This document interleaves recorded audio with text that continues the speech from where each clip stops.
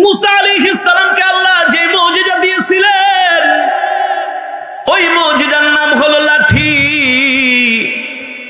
বনি ইসরাইলরা ছিল চরম ধরনের বেয়াদব।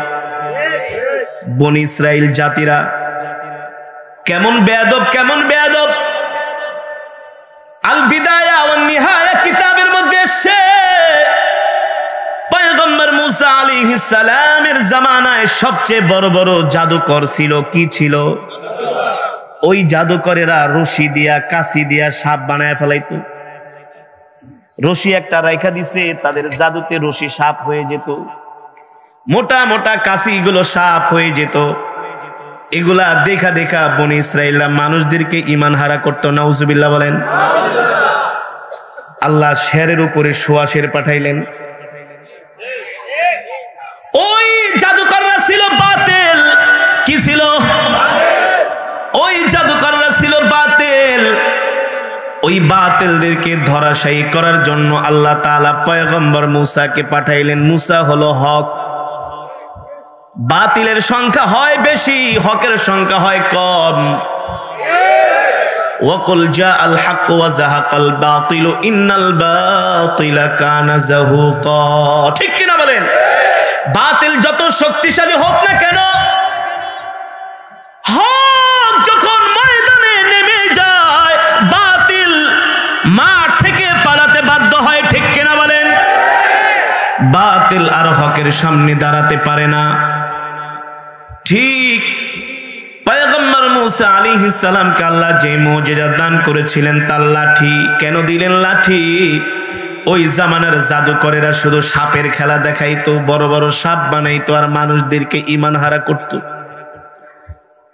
আল্লাহ পয়গম্বরকে যখন লাঠি দিয়া পাঠাইলেন, ওই লাঠি জমিনের মধ্যে রাখলে আল্লাহর কুদরতে বিশাল সাপে পরিণত হয়ে যেত। আবার হাত দিয়া ধরলে লাঠি হয়ে যেত। আল্লাহু আকবার। জোরে বলেন আল্লাহু আকবার। পয়গম্বর মুসা আলাইহিস সালাম একদিন গাছের নিচে আরাম করে নাক ডেকে ঘুমাইতেছে, পাশে তার লাঠিটা রাখা। কিতাবের মধ্যে এসছে একজন বনি ইসরাইল, তার দুইজন সন্তান ছিল। বলে বাবা রে, পয়গম্বর মুসা আমাদেরকে অনেক জ্বালাইতেছে, তার সাথে আমরা কিছুতেই পারি না। ওই যে পয়গম্বর মুসা লাঠিটা সাইডে রাইখা তিনি ঘুমাইতেছে, তোমরা যদি পারো লাঠিটা চুরি করে নিয়ে আসো। কি করে নিয়ে আসো? আরে বেটা, লাঠি তোর বাপের লাঠি নাকি? না তোর দাদার লাঠি? লাঠির মালিক এই জোরে বলেন না কা, আরো জোরে বলেন। লাঠির মালিক বলে বাবা লাঠি চুরি করে আনতে পারলে কি দিবা? বলে যা চাস তাই দিমু। আল্লাহু আকবার বলেন। যা চাস তাই দিমু। পয়গম্বর মুসা আলাইহিস সালাম ঘুমাইতেছে। দুইজন যুবক এবার পয়গম্বরের লাঠিটা চুরি করার জন্য যাচ্ছে, কিন্তু যুবকরা তো জানে না এই লাঠি তো পয়গম্বরের লাঠি না। লাঠির মালিক পয়গম্বর নয়, এই লাঠির মালিক হলেন আমার আল্লাহ। তারা কাছে যায়, দেখে পয়গম্বর আরাম করে ঘুমাচ্ছে। আর ওই দুইজন ভাই যায়, বড়টা ছোটটারে কয় তুই সামনের দাঁত ধর, আমি পিছের দাঁত ধরি। ছোটটাই কয় বড় ভাই তুমি আগে বিসমিল্লাহ করো, তুমি আগে ধরো তারপর আমি ধরি। বড় ভাই চালাক মানুষ কয় না না না, তুই ছোট মানুষ, আগে ধর, আমি দেখি তোর কোনো বিপদ হইলে তোর সাথে আমি আছি। একজন আরেকজনে খোঁচায়। আরে কোন পাপী যখন কোন পাপ করে তখন তার মনের মধ্যে সব সময় ডাকাত 30-40 জন মিলে ডাকাতি করে, 5 মিনিটে ডাকাতি করে এলাকা থেকে চম্পট। কারণ জানে ধরা খেলে একেবারে জাইঙ্গা পড়ায় পিটাইব। একবার আমার ডাকাতি করছিল, দেখছেন আপনারা? হ্যাঁ, 30-40 জন দাও মাও কোরাল ঠুরাল এই সেই লয়ে, আর বাপরে কি ভাবসাপ, এই খোলেন আমাদেরকে এক হাওরের মধ্যে আটকাইছি। পারলে দিনের বেলায় তোকে মতো 5টারে এক থাপ্পড় 4 গ্লাস পানি খাবি। আমি যেগুলার দেখছি আমি মনে মনে কই তুই নি ডাকায়, তোর তো ডাকাতের মতো দেখা যায় না, তোর তো দেখা যায় শেষরার মতো। ডাকাতি করে 3 মিনিট পরে এলাকার মানুষ একে হুজুর আল্লাহর কসম কিচ্ছু নাই। আমি বললাম একটু আগে 40 জন ছিল, একজনও নাই। তার মানে মানুষ যখন কোনো গুনাহ করে, অন্যায় করে, পাপ করে, তখন তার মিথ্যা কথা বললো তার মধ্যে ভয় থাকে, থাকে না? ঠিক আল্লাহর পয়গম্বরের লাঠি চুরি করতে আসছে, কত বড় সাহস! ভয় আছে কি আছে না? আল্লাহ কত মজাটা দেখাইতেছি। এবার ছোট ভাই প্রথম যায় ওই লাঠির মাথায় ধরছে, আর বড় ভাই পিছনের মাথায় ধরার পরে দেখে লাঠি দিয়ে মোড়ামুড়ি করে। আল্লাহু আকবার, জোরে বলেন আল্লাহু আকবার। قال القها يا موسى فالقاها فاذا هي حيه تسعى الله اكبر حيه تسعى। ওই লাঠি বিশাল একটা সাপে পরিণত হয়ে গেছে। এবার মোড়ামুড়ি করে লাঠি একেবারে সাপের মতো ফানা ধরছে। বড় ছোট ভাই বাইরে ভাই এটা আবার কি, এটা দিয়ে বিশাল সাপ। ছোট ভাইও বড় ভাইও আর সাপ লাঠি ধরে রাখতে পারে না। রাখবে কিভাবে? এটা তো দুনিয়ার কোনো লাঠি না, এটা আল্লাহর মুজিজা। ওই জাদুকরদের শিক্ষা দেওয়ার জন্য আল্লাহ লাঠি দিয়েছেন পয়গম্বরকে। এবার ওই লাঠি হাত থেকে নাইমা যায়, দুই বাইরে কামড় দেওয়ার জন্য ফানা তুলছে। ফানা কয় বাইরে, এটা তো লাঠি না, এটা তো সাপ। এবার ওই সাপ পয়গম্বরের লাঠি দুই বাইরে ধাওয়ায় দৌড়াতে একেবারে বাড়ি পর্যন্ত নিয়ে গেছে। নিয়ে যাওয়ার পরে বলে, বাবা রে কি কুবুদ্ধি দিলেন রে বাবা, এই তো পয়গম্বরের লাঠি চুরি করতে গেছে, আসলে তো লাঠি না, এটা তো একটা বিশাল সাপ। আল্লাহু আকবার। এই অবস্থা দেখা ওই দুই সন্তান ভয় পেয়ে একেবারে সাথে সাথে জ্বর চলে আসছে। দুই ভাইয়ের জ্বর চলে আসছে। এবার তার বাবা পয়গম্বরের দরবারে গেছে।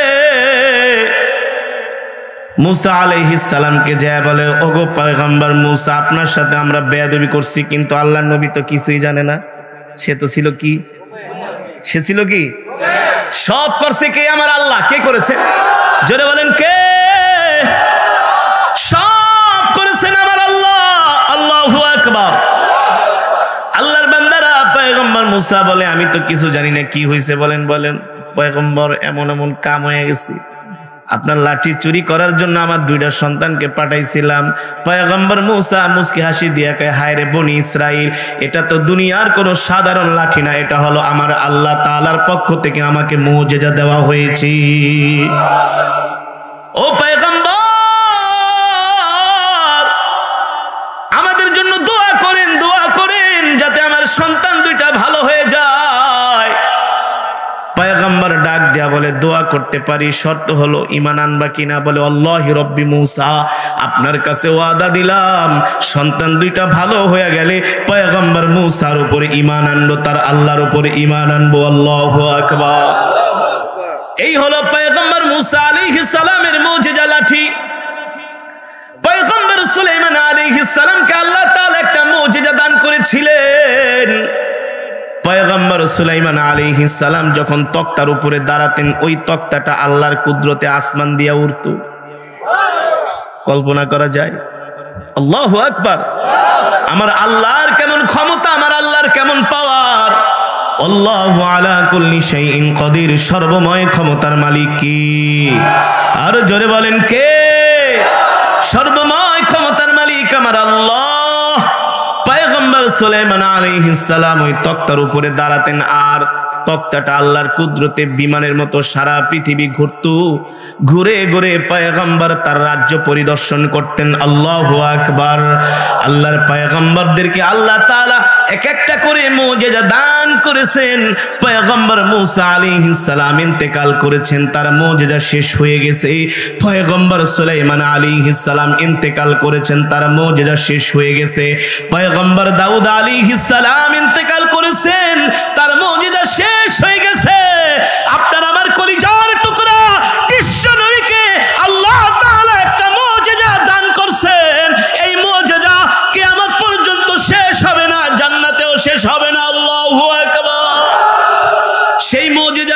কি? জোরে বলেন, আরো জোরে বলেন। সেই মুজিজার নাম হলো কোরআন। আল্লাহর বান্দারা, এই কোরআন আল্লাহ তাআলা নাজিল করেছেন আমার নবীর উপরে। সরকারে দো আলম নিজে বলছেন, এই দুনিয়ার জমিনে আল্লাহর কিছু পরিবারভুক্ত বান্দা আছে। আল্লাহু আকবার। সাহাবায়ে কেরাম জিজ্ঞেস করলেন, ওগো আল্লাহর নবী, এই দুনিয়ার জমিনে কারা আল্লাহর পরিবারভুক্ত বান্দা? রাহমাতুল লিল আলামিন বলেন, ইন্না লিল্লাহি আহলিনা মিনান নাস কিলা মান হুম ইয়া রাসূলুল্লাহ আহলুল কুরআন হুম আহলুল্লাহ। আল্লাহু আকবার। আল্লাহর নবী বলেন, এই দুনিয়ার জমিনে আল্লাহর কিছু পরিবারভুক্ত বান্দা আছে। সাহাবায়ে কেরাম প্রশ্ন করলেন, ওগো আল্লাহর নবী, এই দুনিয়ার জমিনে কারা আল্লাহর পরিবারভুক্ত বান্দা? রাহমাতুল লিল আলামিন বলেন, আহলুল কুরআন হুম আহলুল্লাহ। এই দুনিয়ার জমিনে যারা আল্লাহর কোরআনকে মহব্বত করবে, আল্লাহর কোরআনকে ভালোবাসবে, আল্লাহর কোরআন অনুযায়ী তার জিন্দেগিকে পরিচালনা করবে, আল্লাহর কোরআন অনুযায়ী যারা জীবনটাকে সাজাবে, সরকারে দো আলম রাহমাতুল লিল আলামিন বললেন, তারা হলো আল্লাহর পরিবারভুক্ত বান্দা। আল্লাহু আকবার। রাহমাতুল লিল আলামিন বললেন, ও সাহাবীরা, যারা দুনিয়ার জমিনে আল্লাহর কোরআনকে মহব্বত করবে, আল্লাহর কোরআনের মজমায় বসবে, আল্লাহর কোরআনের তেলাওয়াত করবে, ওই কোরআন অনুযায়ী জীবনটাকে পরিচালনা করবে, ইন্তেকালের সাথে সাথে আল্লাহর কোরআন তাদের কবরে যায় পাহারাদারি শুরু করবে। আল্লাহু আকবার। যদি দুনিয়াতে কোরআনকে ভালোবাসেন, ইন্তেকালের সাথে সাথে কোরআন যায় কবরে আমাদেরকে পাহারা দিবে। বিশ্বাস হয় না? বিশ্বাস হয় না? রাসূলের হাদিস, ইযা উদিআল মাইয়িতু ফি কবরিহি জাআল কুরআনু ইনদা রাসিহি। নবীজি বলেন, যারা দুনিয়ার জমিনে কোরআনকে ভালোবাসবে, ইন্তেকাল করার সাথে সাথে ওই অন্ধকার কবরে মা যাবে না, বাবা যাবে না, স্ত্রী যাবে না, সন্তানও যাবে না। যাবে? জোরে বলেন, যাবে। আজকে মুসলমান শুধু দুনিয়া দুনিয়া করে আমরা জীবনটাকে শেষ করে দিচ্ছি। এমনও মানুষ আছে সকাল 8টা বাজে কাজে যায়, রাত 12টা বাজে আসে। শুধু দুনিয়া, শুধু কি দুনিয়া। দুপুরে খাওয়ার সময় নাই, রাতে খাওয়ার সময় নেই, ঠিক মতো গোসলও করে না, ঘুমায়ও না ঠিক মতো, শুধু দুনিয়া আর দুনিয়া। এই এত দুনিয়া দুনিয়া করেন, হুজুর সন্তানদের মানুষ করতে হবে না? সন্তানদের কি করতে হবে না? মানুষ করতে হবে না? হ্যাঁ, সন্তানদের মানুষ করেন। এই গতকালকের পত্রিকার ঘটনা, গতকালকের একজন প্রকৌশলী, একজন পাবনায় তার বাড়ি, কোথায়? একজন প্রকৌশলী পাবনা না সরি রংপুরে তার বাড়ি। একজন প্রকৌশলী, বুঝছেন তো, সে কত বড় একটা অফিসার, তার চাকরি, কত বেতন।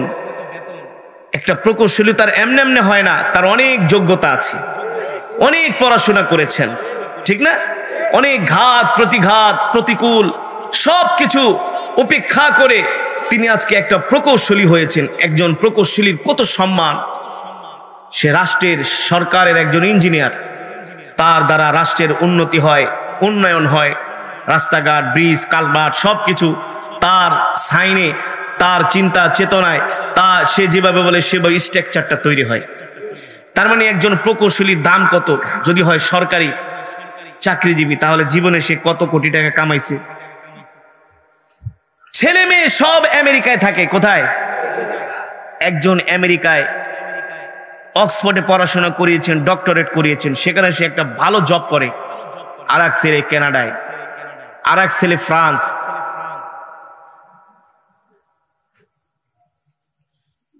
ওই প্রকৌশলীর স্ত্রী মারা গিয়েছেন, বাবা একা, বাবা একা। জীবনের সব সঞ্চয়গুলো সন্তানের পিছনে খরচ করেছেন। প্রতি মাসে দেশ থেকে লক্ষ লক্ষ টাকা পাঠিয়েছেন সন্তানের পড়াশোনার জন্য। স্ত্রী মারা যাওয়ার পরে প্রকৌশলী হয়ে গেলেন একা। তার এই সম্পদগুলো গ্রাস করার জন্য ছেলে মেয়েরা আমেরিকা থেকে এসে তাকে একটা রুমের মধ্যে আটকিয়ে রেখেছে। আটকিয়ে রেখে উকিল এনে নিজের বাবার সম্পত্তি ছেলে মেয়ে লেখা নিয়ে গেছে যে আমার বাবা মারা গেছে। কত বড় জঘন্য কাজ! তাও ঢাকার একটা বাসার মধ্যে তাকে আটকিয়ে রেখেছে। শেষ পর্যন্ত এই প্রকৌশলী নিজের সব সম্পত্তি হারায়া সে যে একটা বৃদ্ধাশ্রমে আশ্রয় নিয়েছে। একটা বৃদ্ধাশ্রমে আশ্রয় নিয়েছে। গত 2 দিন আগে সে ইন্তেকাল করেছে। ইন্তেকাল করার পরে তার লাশটা তার গ্রামের বাড়িতে পাঠানো হয়েছে। ছেলেকে ফোন করা হয়েছে যে আপনার বাবাকে তো বৃদ্ধাশ্রমে এসে আমাদের কাছে ছিলেন, আমরা তাকে সবকিছু ফ্রি ভাবে তাকে আমরা বৃদ্ধাশ্রমে রেখেছি। এখন তো আপনার বাবা মারা গিয়েছেন, আপনার বাবার লাশটা আমরা গ্রামে পাঠিয়ে দিছি। গ্রামের মানুষজন ফোন করছে, আপনারা কি আসবেন আমেরিকা অস্ট্রেলিয়া থেকে আপনার বাবার জানাজা দিতে? সন্তানরা উত্তর দিছে যে আমাদের আসার সময় নেই, বাবার জানাজা তোমরা দিয়া কবর দিয়া দাও। এই হলো দুনিয়া, এই হলো, জোরে বলেন, এই হলো দুনিয়া। আপনি দুনিয়ার পিছনে ঘুরে নিজের জীবনটাকে শেষ করে দিয়েছেন। যে ঘটনা বললাম এমন ঘটনা কি সমাজে নাই? নাই। আমার চোখের সামনে প্রমাণ। আমাদের এই কোনাপাড়া বাসের পোলে একজন লোক মাস্টার মানুষ, সারা জীবন স্কুলে চাকরি করছে, কলেজে চাকরি করছে, সরকারি চাকরি করে 2টা বাড়ি করছে। শেষ বসে এসে সন্তানরা তার টাকা খরচ আদি দেয় না, মারও খবর রাখে না, বাবারও খবর রাখে না। বেচারা অসুস্থ মানুষ, ওষুধ কিনে খেতে পারে না। আমার সাথে একদিন রাস্তায় দেখা, আমাকে বলে আচ্ছা সাহেব আমার এই বাড়িটা বিক্রি করুন, আপনি কি আমার বাড়িটা কিনবেন? আর নাহলে আমাকে একটা পরিচিত লোক থাকলে একটা ভালো একটা লোক এনে দেন, আমি আমার বাড়িটা বিক্রি করব। তো তার ছেলেকে জিজ্ঞেস করলাম কি ব্যাপার, আপনার বাপে তো বাড়ি বিক্রি করতে চায়। মিয়া আমার বাপ যে আরো 2 বছর আগে পাগল হয়ে গেছে, এটা কি জানেন? নাউজুবিল্লাহ বলেন। আমি যে তারা বললাম কি ব্যাপার আপনার ছেলেকে আপনি বলে 2 বছর আগে পাগল হয়ে গেছেন। হুজুর কি বলবো দুঃখের কথা, ওরা আমাকে একটা পয়সাও দেয় না আমার চিকিৎসার জন্য, খরচের জন্য।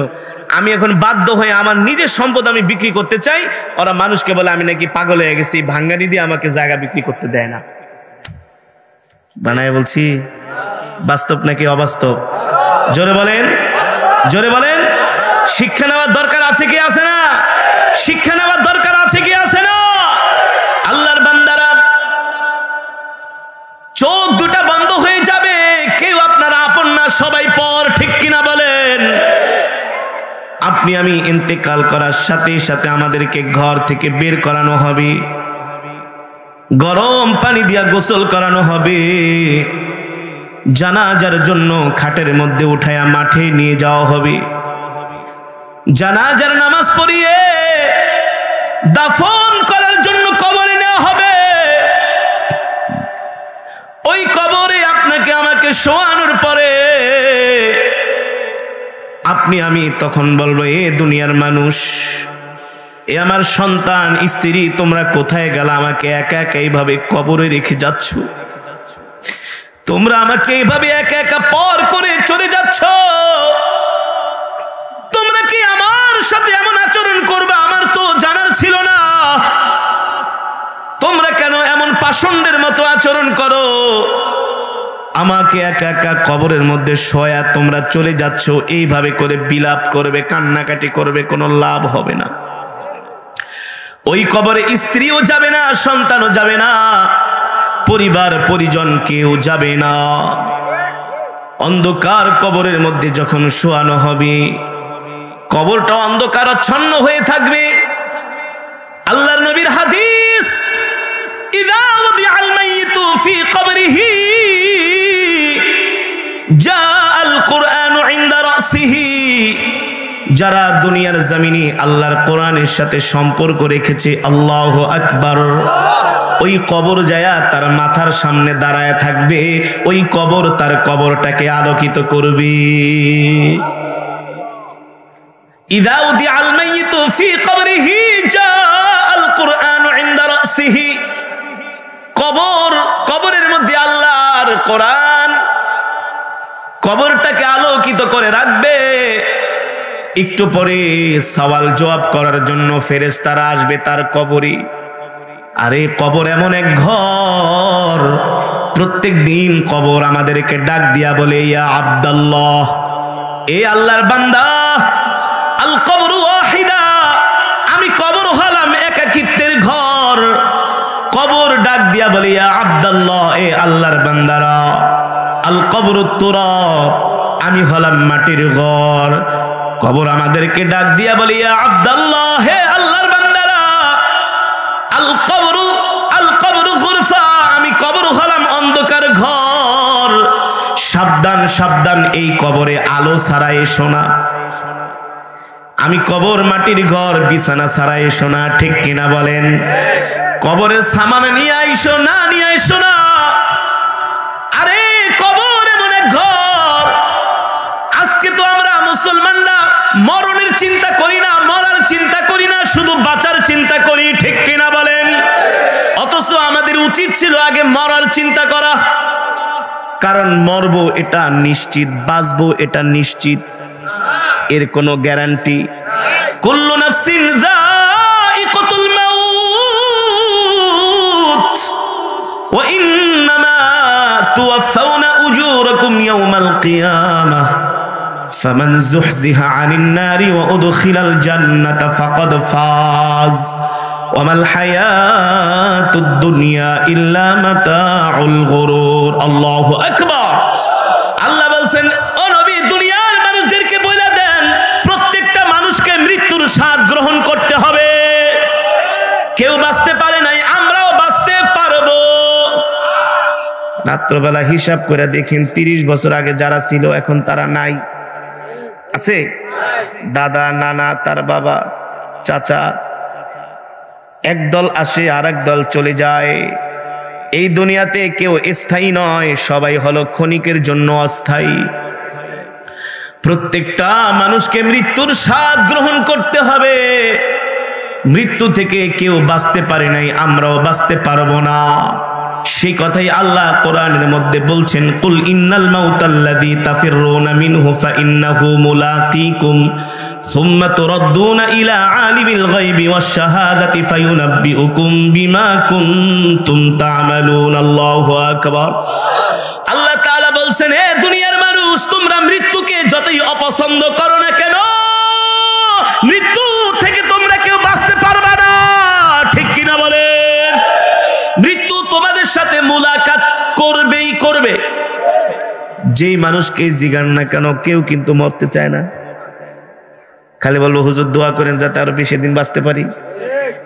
অথচ তুমি মৃত্যুকে, আমি মৃত্যুকে যতই না চাই না কেন, মৃত্যু যতই কামনা করি না কেন, মৃত্যু কিন্তু কোনোদিন আমাদেরকে ছাড়বে।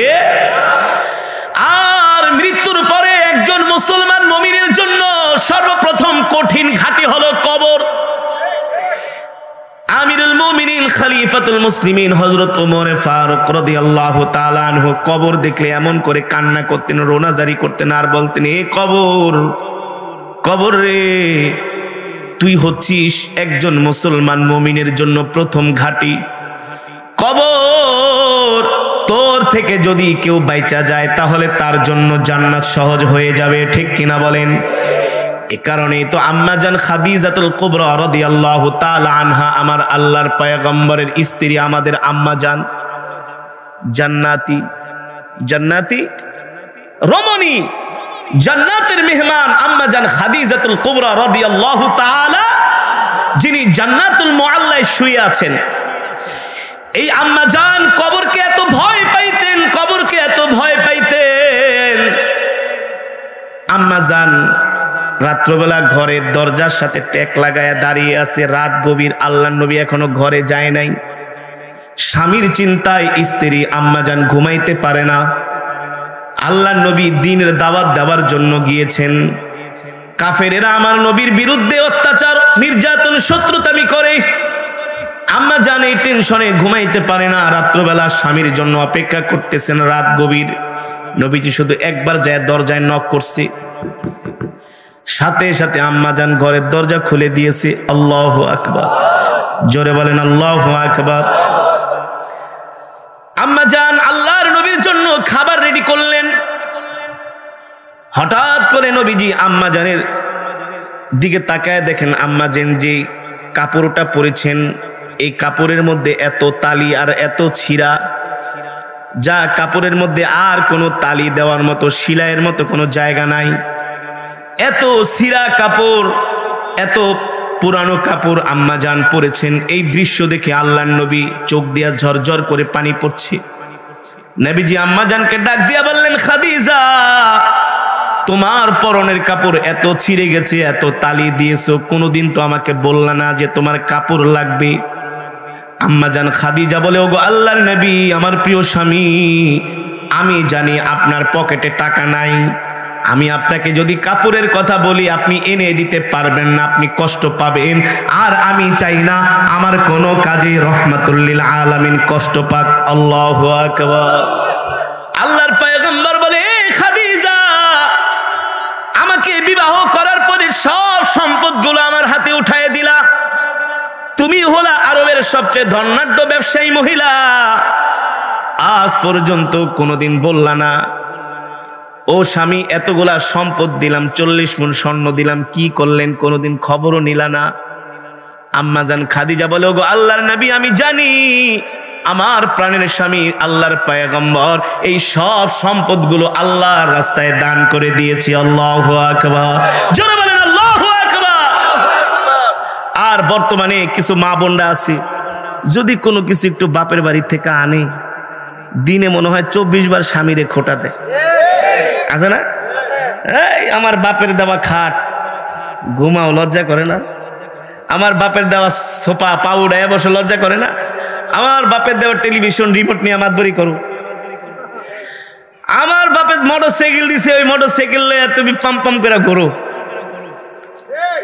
হ্যাঁ, আম্মাজান স্বামীর জন্য রাত গভীর অপেক্ষা করতেছে। আমার আম্মাজানের মতো এত সম্পদশালী মহিলা পৃথিবীতে আসে না, আর কোনোদিন আসবেও না। আমার আম্মাজান খাদিজা ছিলেন বিজনেসম্যান, আরবের সবচেয়ে ধনাঢ্য ব্যবসায়ী মহিলা, সবচেয়ে রূপসী মহিলা, সবচেয়ে বংশীয় মহিলা, ঠিক কিনা বলেন? সবচেয়ে বংশীয় রমণী। সেই স্বামীর জন্য অপেক্ষা করতেছি কখন আসবে। আমি আগে এখানে একটা মসজিদে জুমা পড়াইতাম। এক যুবক ছিল আমার খুব ভক্ত, প্রতিদিন এসে আমার সাথে দেখা করত। অনেক জায়গায় ওয়াজ টোয়াজ হইলে যাইতো ওয়াজ শোনার জন্য, আমার তেলাওয়াত শোনার জন্য। একদিন দেখি নরসিংদী চলে গেছি। কিরে পাগলা? হুজুর তেলাওয়াত শোনার জন্য আয়া পড়ছি। আমি তুমি আনতে যাইবা কেমনি? যামু রাত্রবেলা সিএনজি টিএনজি বাসে টাসে, না পাইলে জামুগা হাইটাই। মানে পুরাই আল্লাহর কোরআনের আশিক। তো একদিন ওই রাত 2টা বাজে বাসায় গেছে, ওয়াজ শুই না, মানে ঘরের দরজা নক করছে। দরজা খোলো। রাইতে বলা, কই থেকে আসছো? হুজুরের তেলাওয়াত শুনতে গেছিলাম। তাহলে হুজুরের লেগে যায় ঘুমায় থাকো, হুজুরের সাথে যায় কি করো? ঘরের দরজা খোলা যাবে না। এই হলো বর্তমান আমাদের কিছু মা বোন আছে, তাদের আচরণ ভালো আছে আলহামদুলিল্লাহ, কথা না? ও মা বোনদের বদনাম করলে আপনারা খুব মজা পান, মনে হয় ঘরে শান্তিতে নাই, যে হুজুর সুযোগ পাইছি, যা পান মাইক দিয়ে কয়ে যান। আরে ভালো আছে আলহামদুলিল্লাহ, ঠিক কিনা বলেন? এমন বোন, এমন মা আছে, যদি শোনে স্বামী 3 দিনের জন্য তাবলীগে যাবে, সবচেয়ে খুশি হয়। স্বামীর জামা ধুয়ে দেয়, কাপড় চোপড় সবকিছু সামানা রেডি করে দেয়। যদি শুনে 3 দিনের জন্য চরমনের ময়দানে যাবে, সবকিছু রেডি করে দেয়, ঠিক কিনা বলেন? আবার কিছু মা বোন আছে, স্বামী যদি দিনের কাজে যায়, একেবারে মোল্লা হয়ে গেছো, বুঝছি হুজুরদের সাথে চইলা তুমি একেবারে শেষ হয়ে গেছে। যেমন আম্মাজান খাদিজা রাদিয়াল্লাহু তাআলা আনহা যখন আল্লাহর নবীকে বিবাহের প্রস্তাব দিলেন, আরবের মহিলারা আম্মাজান খাদিজার কয়, খাদিজা জীবনটা শেষ করে দিলা, আগুনের ভিতরে লাভ দিলা। কেন? মোহাম্মদের তুমি কি কারণে বিয়ে করতে গেছো? টাকা নেই, পয়সা নেই, সম্পদ নেই, গরিব মানুষ, সব তার বিরোধিতা করে। আরে সব বিরোধিতা করলে কি হয়েছে? যারা আল্লাহর নবীর বিরোধিতা করেছে সবগুলো হলো দুষ্ট, সবগুলো কাফের, বেঈমান, বেঈমান, জাহান্নামী, ঠিক কিনা বলেন? ওরা হলো দুষ্ট চরিত্রের মানুষ, দুশ্চরিত্রের মানুষ। আম্মাজান খাদিজা ছিলেন জ্ঞানী বুদ্ধিমতী রমণী। আল্লাহু আকবার। জান্নাতের মেহমান, জান্নাতি রমণী। কয় শোনো, আমি মুহাম্মদ ইবনে আব্দুল্লাহকে বিবাহ করে আগুনে ঝাঁপ দেই নাই, আমি আল্লাহর জান্নাতের সিঁড়িতে পা দিয়েছি। আরো জোরে বলেন সুবহানাল্লাহ, আরো জোরে বলেন সুবহানাল্লাহ। আল্লাহর বান্দারা, আম্মাজান খাদিজা রাদিয়াল্লাহু তাআলা আনহা চোখ দিয়া ঝরঝর করে পানি পড়তেছে। নবীজি বলে, ইয়া খাদিজা লিমা তাবকি, তুমি কান্না করছো কেন? আমি তো তোমাকে কান্নার কিছু বলি নাই। বলে, গো আল্লাহর নবী, সব সম্পদ দিয়া দিছি আল্লাহর রাস্তায়, সব দিয়া দিছি, যা চান সব দিয়ে দিব, কোনো দুঃখ নাই। তবে আজকে ছোট্ট একটা আবদার করব, রিকোয়েস্ট করব, রাখবেন? স্ত্রী যদি স্বামীর কাছে কোনো কিছু আবদার করে, স্বামী যতই পকেটে পয়সা থাকুক না কেন, যতই অভাবে থাকুক না কেন, স্বামী সবসময় স্ত্রীকে আশার বাণী শোনায় যে ইনশাআল্লাহ চেষ্টা করব তোমার কথাটা রাখার জন্য। ঠিক কিনা বলেন? আল্লাহর পয়গম্বর বলে, কি বলবা খাদিজা বলো? বলে, গো আল্লাহর নবী, আমার প্রথম রিকোয়েস্ট হলো, আমি যখন ইন্তেকাল করব, আপনার গায়ের জুব্বা মোবারকটা দিয়ে আপনি আপনার গায়ের জুব্বা মোবারকটা দিয়া আপনি কাফনের কাপড় বানায় আমাকে দাফন দিবেন। আপনার গায়ের জুব্বা দিয়ে আমাকে কি করবেন? দাফন দিবেন। নবীজি বললেন, ঠিক আছে। দ্বিতীয় রিকোয়েস্ট, বলে দ্বিতীয় রিকোয়েস্ট হলো, আমাকে কবরে শোয়ানোর পরে আপনি ওই কবরটা চতুর্দিকে একটু পাড়াবেন। নবীজি বললেন, ঠিক আছে। তৃতীয় রিকোয়েস্ট, বলে তৃতীয় রিকোয়েস্ট হলো, আপনি আমাকে কবর দেওয়ার সাথে সাথে চলে আসবেন না, কিছুক্ষণ কবরের সামনে দাঁড়ায় থাকবেন, আপনি আমার সওয়াল জবাবটা আপনি আপনার নিজের থেকে দিয়ে দিবেন। আরো জোরে বলেন, আরো জোরে বলেন। আম্মাজান খাদিজা ছিলেন জান্নাতি। ঠিক কিনা বলেন? জান্নাতি হয়ে সে কবরকে এত ভয় পাইতেন। আর আমাদের ভাবসাব দেখলে মনে হয় আমরা ফেরেশতাদের টাকা পয়সা দিয়ে কিনা ফেলাইছি না, অন্যের জায়গা যায় দখল করে, ডেজার দিয়া বালু ভরাট করে ফেলায়, অস্ত্র লয়া করে কথা কবে একদম ঢুকায় দেবো। কারে ঢুকাইবা তুমি? তোমাকে ঢুকানোর জন্য আরেকজন দাঁড়ায় আছে। ঠিক কিনা বলেন? এমন হারাম খায়, মানুষের সম্পদ আত্মসাৎ করে, এমন মিথ্যা কথা বলে, মনে হয় কোনোদিন মরবে না। আছে না? আছে না? আল্লাহর বান্দারা সাবধান, যত লাফান দুনিয়াতে লাফাইবেন, কবরে যে কোনো লাফালাফি চলবে না, একেবারে সোজা হইয়া। আল্লাহর পয়গম্বর বললেন, খাদিজা, আমার জুব্বা মোবারক দিয়া কাফনের কাপড় বানায়া তোমাকে দাফন দিলে কি হবে? জান্নাতি রমণী আম্মাজান খাদিজাতুল কুবরা রাদিয়াল্লাহু তাআলা আনহা বলেন, ওগো প্রাণের স্বামী, ওগো আল্লাহর নবী, আপনার শরীর মোবারকের জুব্বা দিয়া যদি আমাকে দাফন দেন, যদি আমি জাহান্নামী হয়ে যাই, জাহান্নামের আগুনের এত বড় সাহস নাই, আল্লাহর নবীর জুব্বা মোবারক ভেদ করে খাদিজার গায়ে জাহান্নামের আগুন লাগবে। খাদিজা, তাহলে আমাকে কবরের চতুর্পাশে কেন হাঁটতে বললা? আম্মাজান ডাক দিয়া বলে, প্রাণের স্বামী, আপনার পা মোবারক যে জমিনের মধ্যে লাগবে, ওই জমিনের এত বড় সাহস নাই, এক ধারের মাটি আর এক পাশে আসা খাদিজাকে চাপা দিবে। আম্মাজান খাদিজা বললেন, আপনি আমার জন্য এই কাজগুলো করবেন? আল্লাহর পয়গম্বর বললেন, অবশ্যই আমি করব। আল্লাহু আকবার। আম্মাজান খাদিজাকে দাফন করার সময় যখন তাকে কবরে শোয়ানো হয়েছে, সাধারণত যারা ইন্তেকাল করে মুর্দারদের এই চেহারাটা কিবলার দিকে ফিরানো হয়। বারবার আম্মাজান খাদিজার চেহারাটা কিবলার দিকে ফিরায়, কিন্তু তার চেহারাটা আসমানের দিকে ঘুরে যায়। সুবহানাল্লাহ বলেন। আল্লাহ তাআলা জিবরাইলকে পাঠিয়ে দিলেন, ও জিবরাইল, যাও যাও, আমার খাদিজার চেহারাটা আসমানের দিকে থাকবে, কারণ আমি আল্লাহ আমার খাদিজাকে পছন্দ করেছি, আমি আমার খাদিজাকে আরশে আজিমে বসে দেখতে থাকবো। আল্লাহু আকবার।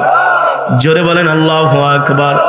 আম্মা জান খাদিজাকে দাফন দেওয়ার পরে আল্লাহর নবী কবরের সামনে দাঁড়ায়া দাঁড়ায়া মনের কষ্টে দাঁড়িয়ে আছেন, চোখ দিয়ে ঝরঝর করে পানি পড়তেছে, কারণ আম্মা জান খাদিজা ছিলেন সবচেয়ে আমার নবীর সহযোগী, সবচেয়ে তাকে উৎসাহ দিতেন, সাহস দিতেন, নবীজি হেরা গুহায় ধ্যানে ছিলেন। যারা হজ করার জন্য গেছেন, কত উঁচু হেরা গুহা, সেখানে আম্মাজান নিজে খাবার রান্না করে হাইটা হাইটা যাইতেন। ওই সময় তো আধুনিক রাস্তাঘাট কিছুই ছিল না। কত দূর হারাম থেকে হেরা গুহা, কত দূর। ওই হেরা গুহায় আম্মাজান অন্ধকারে খাবার নিয়ে আল্লাহর নবীর জন্য যেতেন, যাতে কোনো কাফের না দেখে। আল্লাহু আকবার। কতটা দিনের জন্য ত্যাগ স্বীকার করেছেন, কতটা কষ্ট করেছেন, কতটা রিস্ক নিয়েছেন, ঠিক কিনা বলেন? আল্লাহর বান্দারা এত কষ্ট, এত মুজাহাদা দিনের জন্য আম্মাজান খাদিজা রাদিয়াল্লাহু তাআলা আনহা করেছেন। আমার আল্লাহ এত খুশি হয়েছেন আম্মাজানের উপরে, আল্লাহ জিব্রাইলকে পাঠিয়ে দিলেন, ও জিব্রাইল, আমার বন্ধুকে যে বলো আমার বন্ধু কান্না করতেছে তার প্রিয় স্ত্রীর জন্য, আমার বান্দি খাদিজার জন্য। তার সওয়াল জবাবটা আমার বন্ধু দিয়ে দিবে, এই জন্য কবরের পাশে দাঁড়ায় আছে।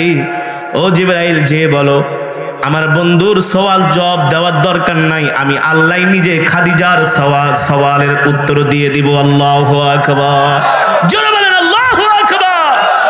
আল্লাহর পয়গম্বর রাহমাতুল লিল আলামিন, সাইয়্যিদুল মুরসালিন, খাতামুন নবীন, প্রিয় স্ত্রীর জন্য আল্লাহর নবী কবরের পাশে দাঁড়ায় তারপরে বাড়িতে চলে আসলেন। ও মুসলমান, তারপর থেকে যখনই আম্মাজানের কথা মনে হইতো আমার নবী ঢুকরে ঢুকরে কান্না করতেন। আমার নবী ঢুকরে ঢুকরে আম্মাজান খাদিজার জন্য কান্না করতেন। কবর এমন এক ঘর, যদি আপনি আমি আল্লাহর কোরআনের সাথে সম্পর্ক রাখি, ইন্তেকালের সাথে সাথে কবর যায় আমাদের অন্ধকার কবরটাকে আলোকিত করে দিবে। আল্লাহু আকবার। যখন ফেরেশতারা আসবে সওয়াল জবাব করার জন্য, প্রশ্ন করার জন্য, আল্লাহর কোরআন বলবে যাও যাও যাও, এই কবর থেকে তোমরা চলে যাও। বলবে আমরা যাব কেন, আমরা তো আল্লাহর একদল বিশেষ বাহিনী ফেরেশতা। আল্লাহর কোরআন বলবে আমি জানি তোমরা আল্লাহর বিশেষ বাহিনী ফেরেশতা, কিন্তু আমার বন্ধুকে ঘুমাইতে দাও, আমার প্রিয় মানুষটাকে ঘুমাইতে দাও। আল্লাহর কোরআনের সাথে ফেরেশতাদের সাথে ঝগড়া লেগে যাবে। আল্লাহর কোরআন বলবে তোমরা কি দেখো না তার কবরটা আমি কোরআন আলোকিত করে আছি। আল্লাহু আকবার। এক পর্যায়ে কোরআনের সাথে যখন ঝগড়া লেগে যাবে, আল্লাহর কোরআন বলবে তোমরা এই কবর থেকে বেরিয়ে যাও, তাকে এখন প্রশ্ন করতে দেওয়া যাবে না। এক পর্যায়ে ফেরেশতারা প্রশ্ন করবে ঠিক আছে আমরা কবর থেকে চলে যাব, কিন্তু আপনি কি, আপনার পরিচয়টা দেন। এবার আল্লাহর কোরআন বলবে তোমরা হলো আল্লাহর একদল বিশেষ বাহিনী ফেরেশতা, আর আমি নিজে হলাম আল্লাহর জবানের কালাম, আমি হলাম আল্লাহর জবানের। সেই কথাই নবীজি বলেছেন ইন্না লিল্লাহি আহলিনা মিনান নাস কিলা মান হুম ইয়া রাসূলুল্লাহ আহলুল কুরআন হুম আহলুল্লাহ। নবীজি বলেন এই জমিনের মধ্যে আল্লাহর কিছু পরিবারভুক্ত বান্দা আছে। সাহাবায়ে কেরাম জিজ্ঞেস করলেন কিলা মান হুম ইয়া রাসূলুল্লাহ, কাদের এত কপাল ভালো, কারা এত সৌভাগ্যবান যারা কিনা আল্লাহর পরিবারভুক্ত বান্দা। নবীজি বলেন তারা হলেন আহলুল কুরআন হুম আহলুল্লাহ। আল্লাহু আকবার। যারা দুনিয়ার জমিনে কোরআনকে মহব্বত করবে, কোরআনকে ভালোবাসবে, কোরআনের তেলাওয়াত শুনতে আসবে, কোরআনের বয়ান শুনতে আসবে, ঠিক কিনা বলেন? আপনারা আজকের মাহফিলে আসছেন কোরআনের মহব্বতে, দুনিয়ার কোনো মানুষের মহব্বতে না, দুনিয়ার কোনো মানুষের জন্য না, আল্লাহর কোরআনের জন্য আসছেন। যদি আপনাদের নিয়ত থাকে খালেস, একমাত্র আল্লাহর সন্তুষ্টির জন্য, কোরআনের মহব্বতে, ইনশাআল্লাহ এই কোরআন আমাদেরকে পাহারা দিয়ে দিয়ে জান্নাতে নিয়ে যাবে ইনশাআল্লাহ। কবুল করুন বলি আমিন। আর আজকের মাহফিলই হলো কোরআনের ঘরের মাহফিল, ঠিক কিনা বলেন? নবীজি বলেন বাইতুল্লাহ হলো আল্লাহর ঘর, আর মাদ্রাসা হলো আমার ঘর। মাদ্রাসা কার ঘর? নবীর ঘর। আজকে এই মাদ্রাসার উদ্যোগে মাহফিল, আপনারা আজকে এসে খুশি নাকি বেজার? খুশি তো আলহামদুলিল্লাহ। আল্লাহর বান্দারা সমস্ত প্রশংসা কার জন্যে? আরো জোরে বলুন কার জন্যে? একমাত্র মহান রব্বুল আলামিনের জন্য, যিনি আমাদেরকে সৃষ্টি করেছেন, ঠিক কিনা বলেন? আল্লাহর বান্দারা এতক্ষণ পর্যন্ত আমি মাওলাই পাকের জবানের কালামের তেলাওয়াত করেছি, আপনারা শুনেছেন। এক এক হারফের বিনিময়ে আল্লাহ তাআলা আমাদের আমল নামায় কম পক্ষে 10টি করে নেকি দান করেছেন। কয়টা করে নাকি? এই মজমায়, এই অধিবেশনে যারা উপস্থিত হয়েছেন, আল্লাহ তাআলা সকলের আমল নামায় এক খতম করে কোরআন শরীফের সওয়াব দান করেছেন। কয় খতম? জোরে বলেন, কয় খতম? এক খতম করে কোরআন শরীফের সওয়াব দান করেছেন। এই মজমার মধ্যে আল্লাহর অনেক বান্দারা আজকের মজমায় শত শত খতমে কোরআনের সওয়াব হয়েছে। ঠিক কিনা বলেন? খুশি নাকি বেজার? আরো আওয়াজ করে বলেন, খুশি নাকি বেজার? এই কোরআনের মজমার আওয়াজ শুনে যারা কোরআনের মজমায় আসে না, তাদের ঈমান দুর্বল। ঠিক কিনা বলেন? আল্লাহ নিজে বলছেন, আমার কথা না, ওয়া ইযা তুলিয়াত আলাইহিম আয়াতুহু যাদাতুহুম ঈমানা। কোরআনের তেলাওয়াত শুনলে ঈমান বৃদ্ধি পায়। কি বৃদ্ধি পায়? ঈমান। আজকে মুসলমানের ঈমান শূন্যের কোঠায় নেমে গিয়েছে। ঠিক কিনা বলেন?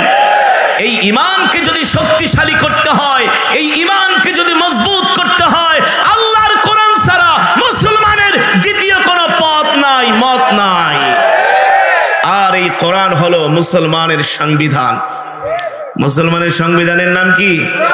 যুবক, জীবনে তোমরা কত গান শুনেছো? কথা বল, শুনছো না? তোমাদের সব গানের সুর আল্লাহর কোরআনের সুরের কাছে মাথা নত করতে বাধ্য। কথা বলেন?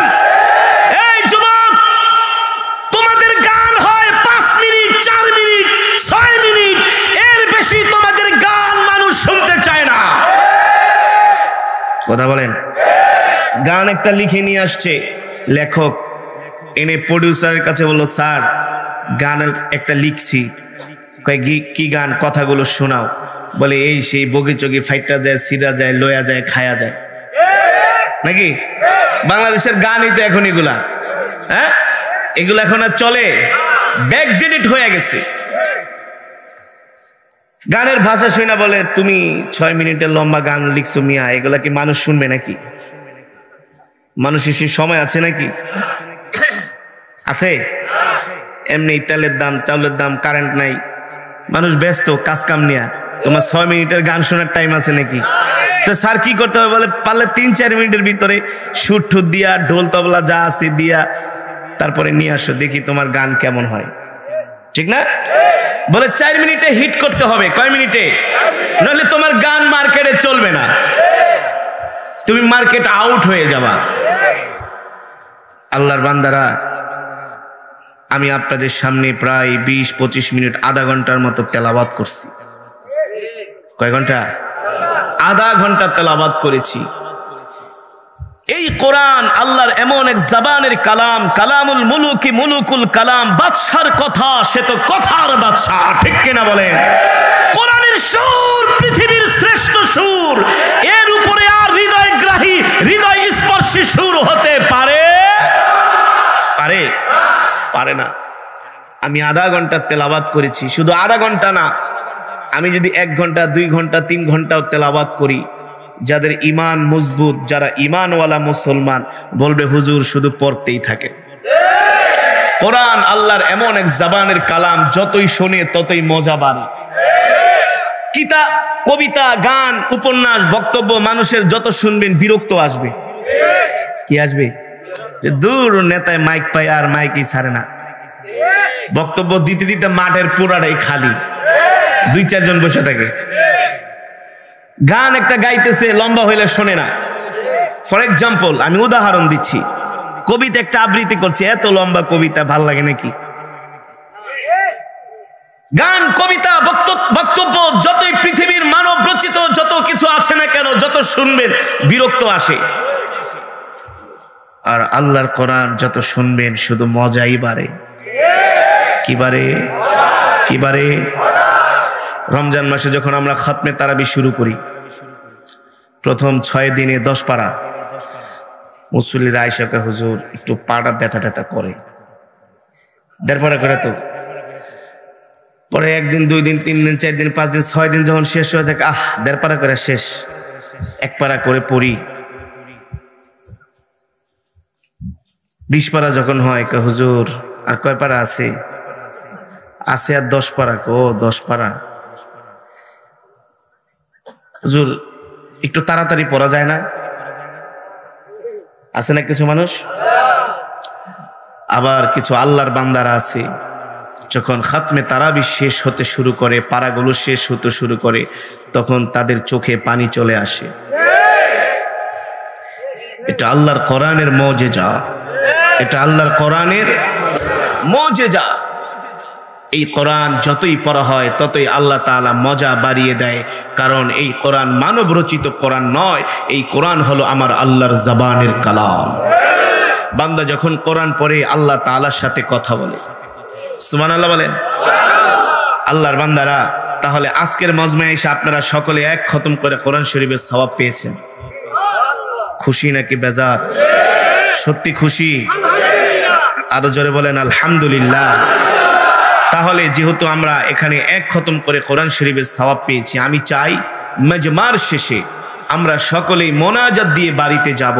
কোরআনের মহব্বতে, আল্লাহ রসুলের মহব্বতে আমরা মোনাজাতের আগে কেউ মজমা থেকে উঠব না।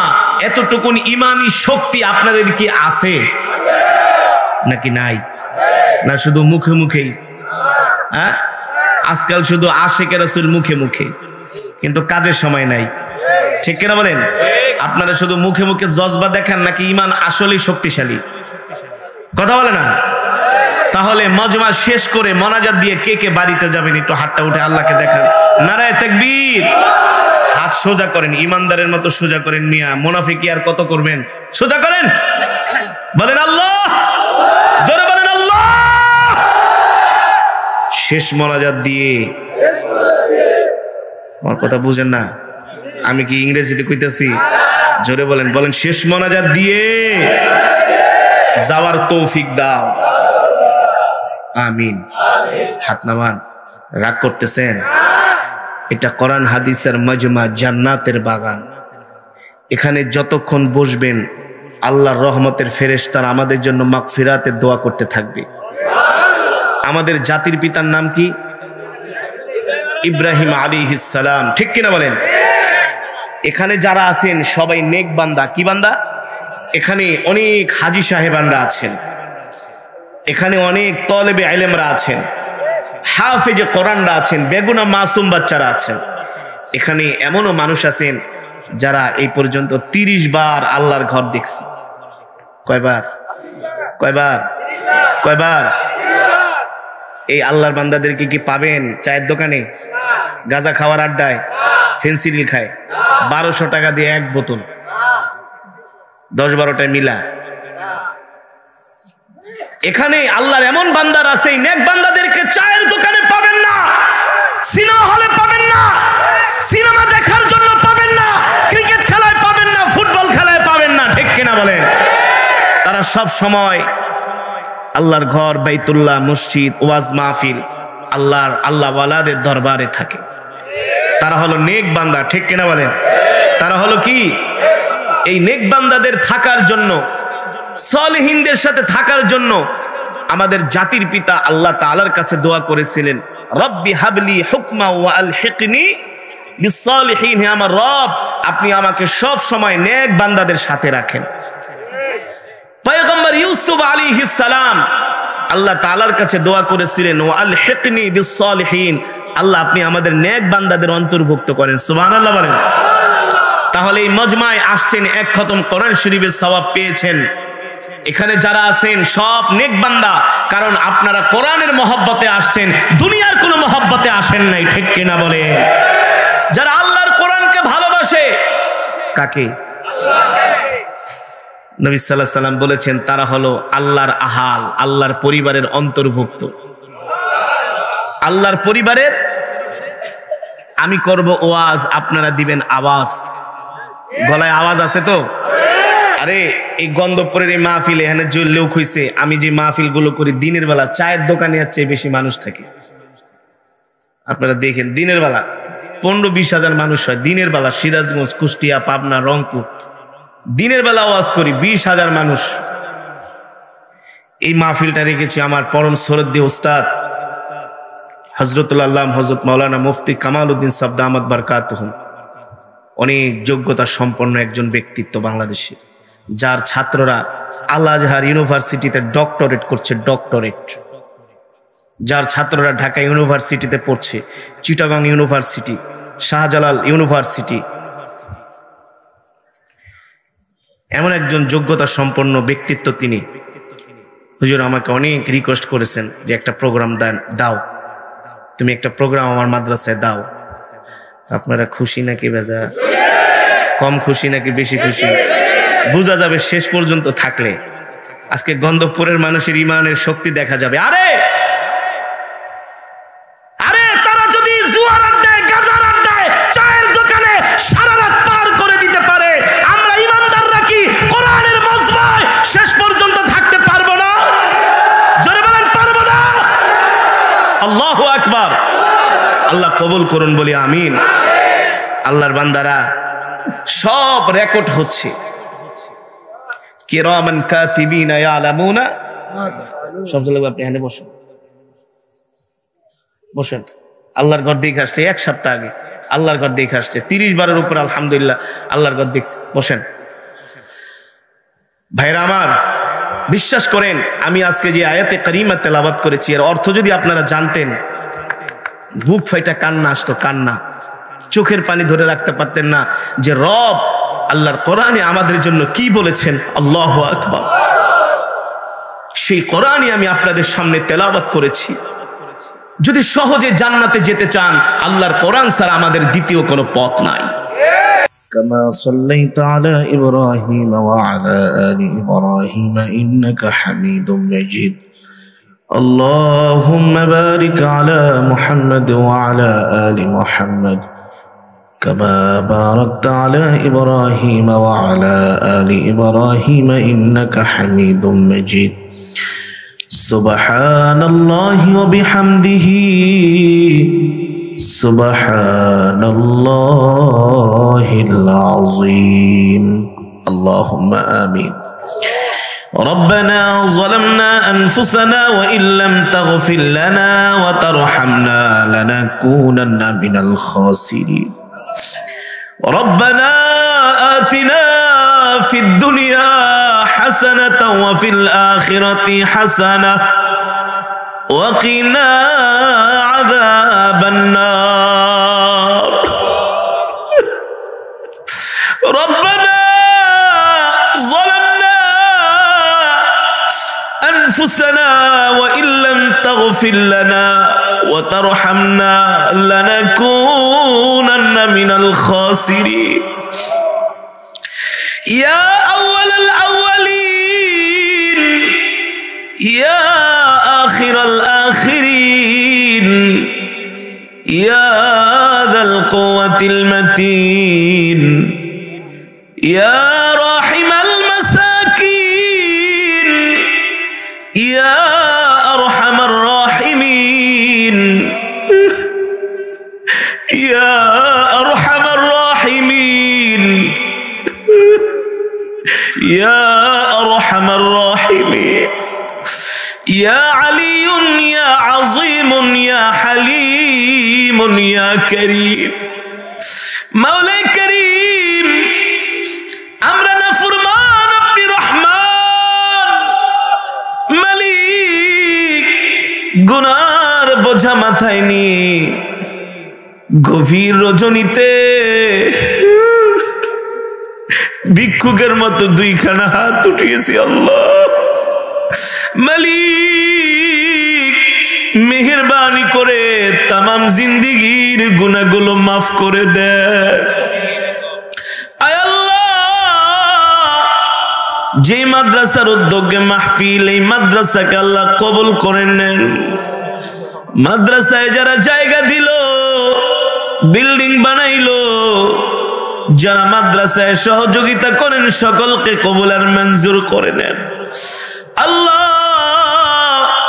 মাদ্রাসার সভাপতি, সেক্রেটারি, কোষাধ্যক্ষ, আল্লাহ মাদ্রাসার কমিটিতে যারা আছেন সকলকে কবুল করে নেন।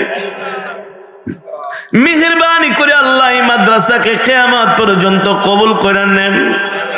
আল্লাহ, গভীর রজনীতে আপনার বান্দারা বসে আছে, এখনো রাত্রবেলা অনেকে খায় নাই, ক্ষুধার্ত অবস্থায় আপনার দরবারে হাত উঠিয়েছি আল্লাহ, মেহেরবানি করে আপনি আমাদের তামাম জীবনের গুনাহগুলো মাফ করে দেন, জাহান্নামের আগুন হারাম করে দেন, একটা জান্নাতুল ফিরদাউস আমাদের জন্য বরাদ্দ করে দেন।